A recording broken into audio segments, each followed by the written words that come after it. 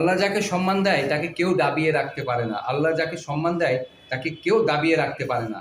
তাই তো আপসহীন নেত্রী বিএনপির চেয়ারপারসন বেগম খালেদা জিয়া জীবিত থাকা অবস্থায় দেখে গেছেন কোটি কোটি মানুষের ভালোবাসা, সম্মান এবং তার জন্য দোয়া।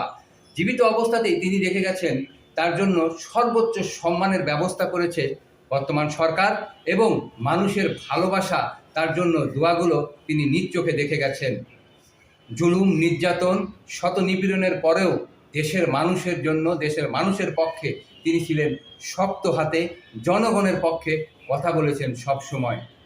আপনি ছিলেন, আপনি থাকবেন। আপনাকে উপরওয়ালা সব সময় ভালো রাখবেন। কোটি কোটি মানুষের অন্তর থেকে আপনার জন্য রইল দোয়া।